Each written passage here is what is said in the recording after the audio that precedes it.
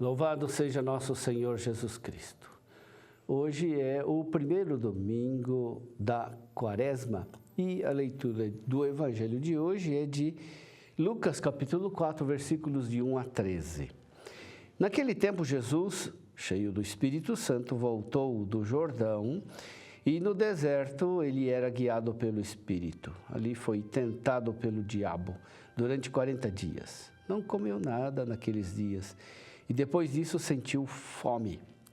O diabo disse então a Jesus: se és filho de Deus, manda que esta pedra se mude em pão. Jesus respondeu: a Escritura diz, não só de pão vive o homem. O diabo levou Jesus para o alto, mostrou-lhe por um instante todos os reinos do mundo e lhe disse: eu te darei todo este poder e toda a sua glória, porque tudo isso foi entregue a mim e posso dá-lo a quem eu quiser. Portanto, se te prostrares diante de mim em adoração, tudo isso será teu. Jesus respondeu: a Escritura diz, adorarás o Senhor teu Deus e só a Ele servirás. Depois o diabo levou Jesus a Jerusalém, colocou-o sobre a parte mais alta do templo e lhe disse: se és filho de Deus, atira-te daqui abaixo, porque a Escritura diz, Deus ordenará aos seus anjos a teu respeito que te guardem com cuidado. E mais ainda, eles te levarão nas mãos para que não tropeces em alguma pedra. Jesus, porém, respondeu: a Escritura diz, não tentarás o Senhor teu Deus. Terminada toda a tentação, o diabo afastou-se de Jesus para retornar no tempo oportuno. Meu irmão, minha irmã, as tentações de Cristo não são propriamente de ordem moral. As tentações são messiânicas. Dito em outras palavras, são projetos alternativos que Satanás apresenta para se substituir ao projeto do Pai. São propostas falsas para viver a missão.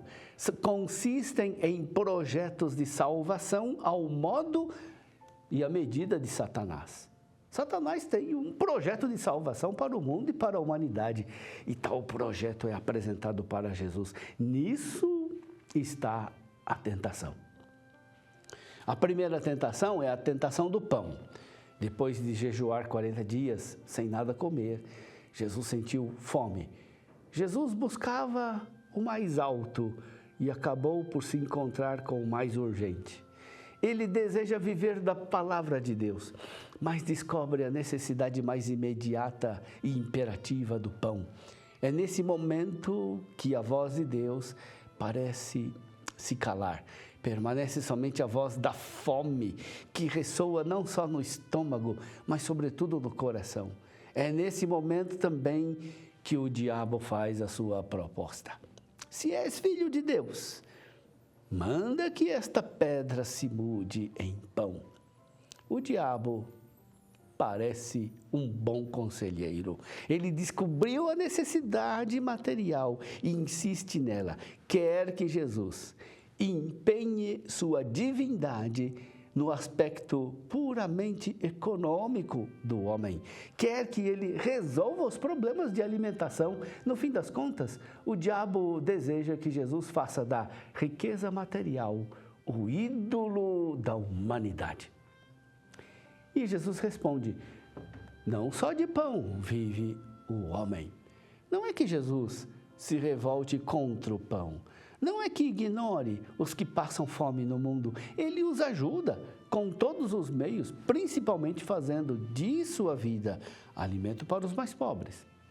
Mas Jesus não quer comprar as pessoas com pão.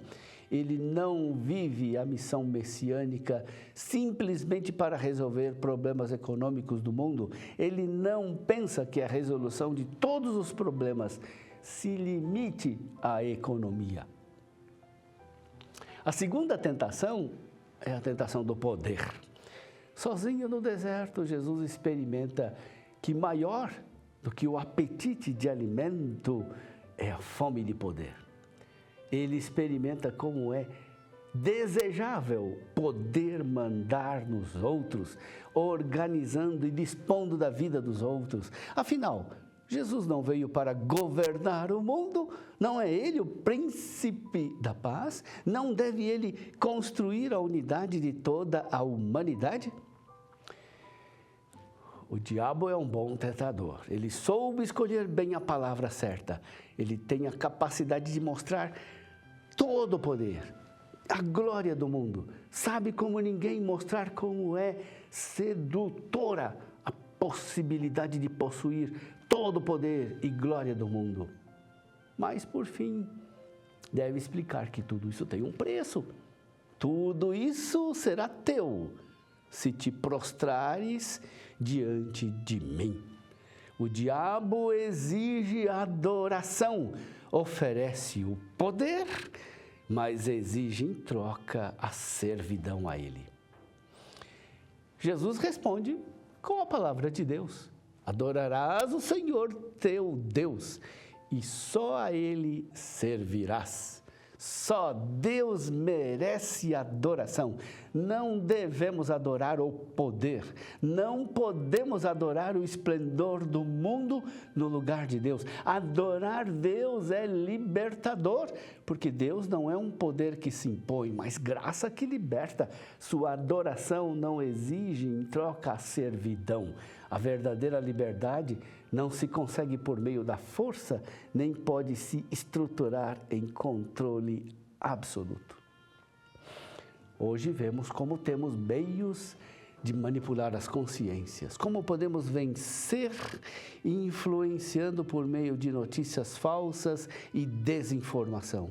A igreja deve entrar na mesma lógica de controle da consciência?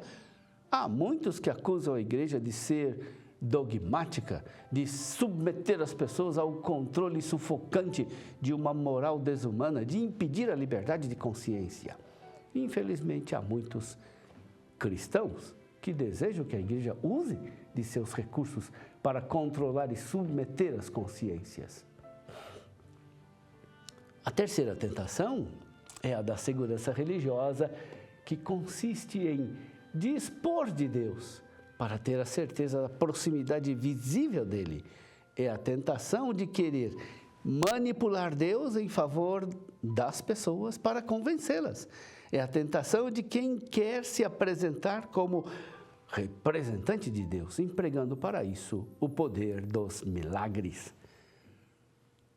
O diabo soube escolher bem esta tentação. Todos sofremos a tentação de trazer Deus ao próprio controle. Temos necessidade de sinais evidentes da proximidade, da proteção de Deus. Temos necessidade de termos as respostas definitivas e miraculosas. O diabo propôs a Jesus que se utilize do poder de Deus para se impor aos indecisos, aos medrosos da terra. A resposta de Jesus é clara: não tentarás o Senhor teu Deus.